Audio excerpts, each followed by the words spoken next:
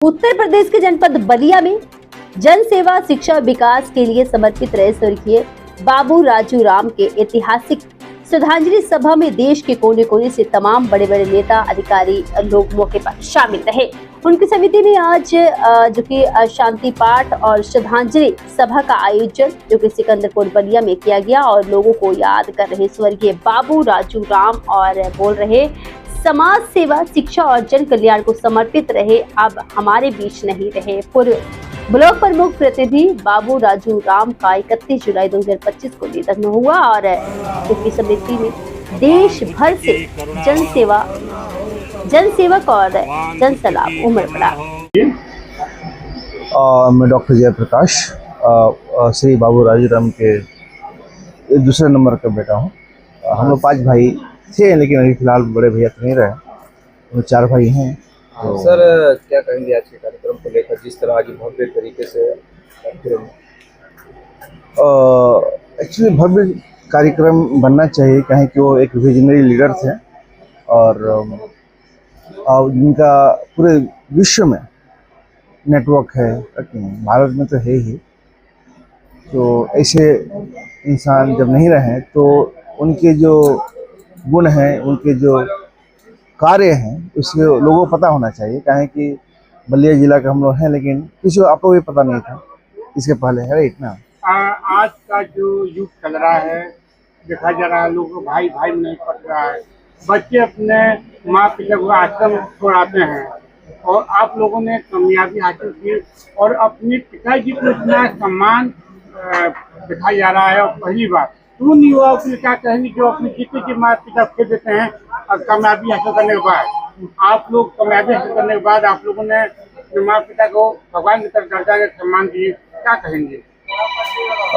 Actually क्या है कि ये जो है जो आज की न्यू पीढ़ी है, जो अपने माँ बाप को, माता पिता को आश्रम भेज देते हैं, चाहे केयर नहीं करते हैं, तो ये ऑल अबाउट द एजुकेशन, ठीक है ना, कि हम परवरिश कैसे अपने बच्चों को देते हैं।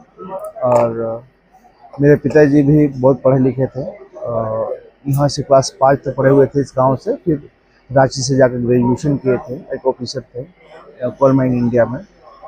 तो उन्होंने सबसे ज़्यादा फोकस रखा कि एजुकेशन पे है, कि एक अनाथ बच्चे जिसके फादर 4 साल के थे तभी उनके फादर गुजर गए थे। उस समय में हम 1947 की बात कर रहे हैं, जब 1950 के आसपास में अपने देश इतनी गरीब थी, अच्छा एजुकेशन सिस्टम में नहीं था। उस समय उन्होंने शिक्षा हासिल की और उनका फोकस था कि सबसे ज़्यादा हमें कहीं इन्वेस्टमेंट करना शिक्षा पर करना है, इसलिए वो अपने बच्चों को अच्छे खुद ने भी एजुकेशन लिया, तो अपने बच्चों को एजुकेशन दिया। तो एजुकेशन जो मिला वो ओवरऑल एजुकेशन था हमारा, ठीक है ना, केवल ऐसा नहीं कि हम किताब पढ़ें और डिग्री मिल गया। उन्होंने किताब के बियॉन्ड उन्होंने एजुकेशन दिया और होलिस्टिक इसको एजुकेशन कहा जाता है, कि सब कुछ मिक्स करके मैंने सब कुछ हो, इसमें संस्कार हो, इसमें एक ऑनेस्टी हो, डिसिप्लिन हो, केयरिंग हो, है कि नहीं, ये एजुकेशन हमें मिला। और इसके कारण हमारे सभी भाई हैं, हम लोग बिल्ड हुए हैं और आज बहुत अच्छे प्रोफेशनल हैं, अच्छे बिजनेसमैन हैं। ये उनका ही एक छाप शेडो था हमारे लाइफ में। उन्होंने जो सोचा खुद भी किया, अपने बच्चों को भी उस तरह से प्रेरित किया, इंस्पायर किया। आज अब पिताजी दुनिया में नहीं रहे और आपने एक ऐतिहासिक उनका शोक सभा आयोजित किए और इतनी भव्य किए, तो क्या आपका संदेश मिलेगा, क्या कहेंगे और उनकी यादें क्या रहेगी, क्या सपने थे? देखिए, उनका सपना तो यही था कि 3 मेजर फोकस उनका हमेशा रहा है जीवन में, कि अच्छे एजुकेशन, शिक्षा अच्छी होनी चाहिए और युवाओं को बिजनेस की तरफ जाना चाहिए। और हमेशा प्रेरित किए कि हमें बिजनेस में नौकरी नहीं करना चाहिए। ये चाहते थे कि अगर शिक्षा है तो आप भारत ही नहीं पूरे विश्व में आप बिजनेस कर सकते हो। और यही हुआ भी कि आप देखें कि जो बिजनेसमैन हैं अपने गांव, मोहल्ले, जिले तक ख़त्म हो जाते हैं, क्योंकि उनमें एजुकेशन नहीं है। अगर उनको बोला जाए कि भाई जाके लंदन में बिजनेस करो, नहीं कर पाएंगे। लेकिन हमें ऐसा परवरिश मिला कि आज हम लंदन में, हमारी यूनिवर्सिटी की बात चल रही है, बेंगलोर यूनिवर्सिटी है जो 2026 में स्टार्ट हो जाएगी। इसके बाद हमें लंदन यूनिवर्सिटी ओपन करना है। कि तभी हो पाया जब हमने इतना एक्सपोजर मिला।